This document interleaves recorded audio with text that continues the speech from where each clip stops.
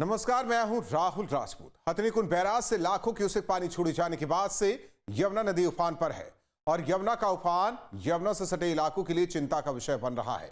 UP के कई जिले यमुना नदी के किनारे पर बसे हुए हैं। ऐसे में सीधे तौर पर स्थिति संकट वाली महसूस हो रही है। प्रशासन की ओर से राहत बचाव कार्य भी लगातार जारी है।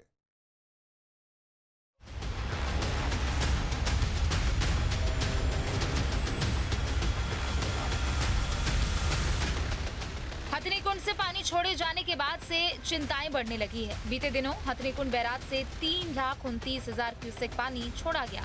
ये पानी उफान और सैलाब का रूप लेते हुए यूपी पहुंच चुका है और अब चिंताएं बढ़ रही है क्योंकि तस्वीरें पहले से बदल चुकी है। डूब क्षेत्र ही नहीं बल्कि निचले इलाके भी यमुना की जद में आ चुके हैं।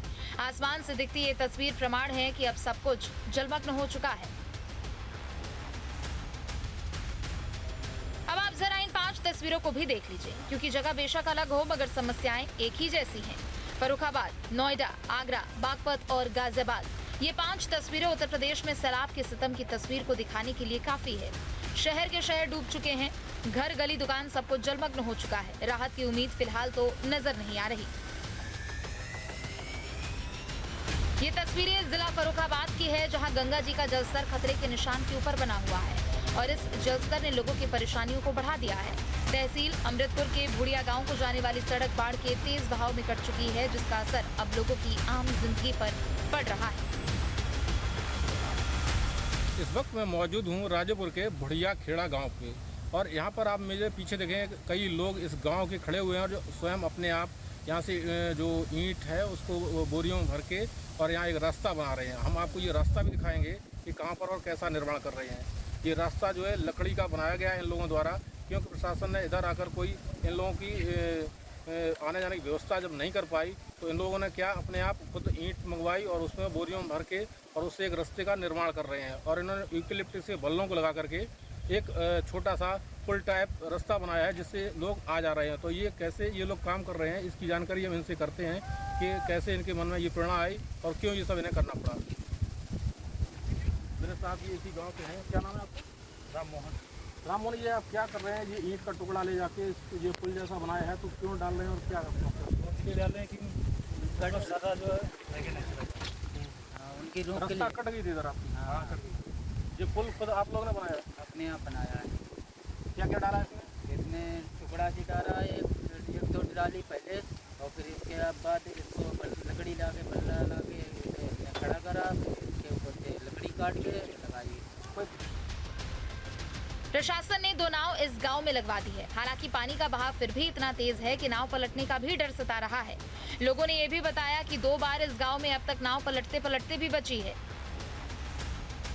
बात सही है। अमृतपुर सबसे प्रभावित तहसील है हमारा, राजेपुर ब्लॉक भी उसी में आता है। रास्ता कट जाने से वहाँ आवागमन की समस्या है और नदी के बाढ़ का प्रवाह तेज है तो कई बार नावें दिक्कत कर रही हैं जी। मतलब एक बार नाव पलटने की घटना भी घटी थी, हालांकि ईश्वर की कृपा से सब कुछ नियंत्रित रहा।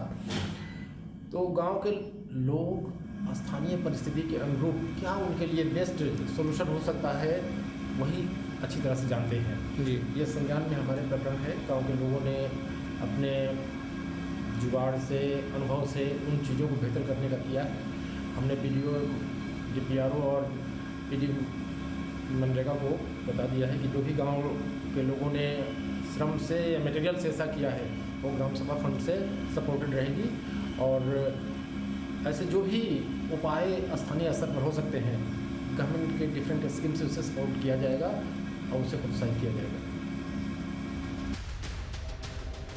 ये तस्वीरें गौतम बुद्ध नगर जिले के नोएडा की है। यहाँ यमुना की तस्वीर लोगों की चिंताओं को बढ़ा रही है।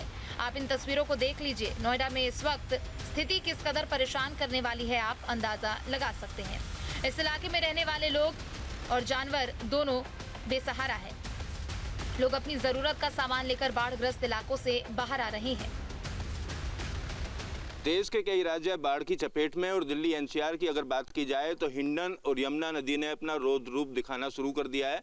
नोएडा के सेक्टर 126 के आसपास डूब इलाके में हम मौजूद हैं। यमुना का डूब इलाका है। यहाँ पर तमाम फार्म हाउस बनाए गए हैं, तमाम किसान खेती करते हैं और कई नर्सरी भी यहाँ पर मौजूद हैं। इन फार्म हाउस के अंदर जो पानी है वो किस तरह घुसा हुआ है वो आप देख सकते हैं। धीरे धीरे पुश्ते तक जो पानी है वो पहुँचना यहाँ पर सीधे तौर पर शुरू हो गया है। बढ़ते पानी को देखते हुए, बाढ़ के खतरे को देखते हुए जिलाधिकारी गौतम बुद्ध नगर द्वारा स्कूलों की 12वीं क्लास तक के स्कूलों की आज छुट्टी घोषित कर दी है। हजारों लोगों को इस इलाके में जो रहते थे उनको राहत और कैंप के जो स्थान बनाए गए हैं वहां पर छोड़ा गया। काफी लोगों द्वारा पुश्ते के ऊपर जो है वहां पर टेंट लगाकर या अपना रुकने का इंतजाम किया गया और जो जानवर हैं उनको स्कूलों में और जो बारात घर हैं वहां पर शिफ्ट करने का काम किया जा रहा है। माना जा रहा है आज शाम तक जो पानी का जलस्तर है वो और ज्यादा बढ़ेगा। जितने निचले इलाकों में रहने वाले लोग थे उनको लगातार बाहर निकालने के लिए अपील की जा रही है ताकि किसी को कोई नुकसान ना पहुंचे। यमुना का जलस्तर इसी तरीके से 2023 में भी बढ़ा था और 2023 में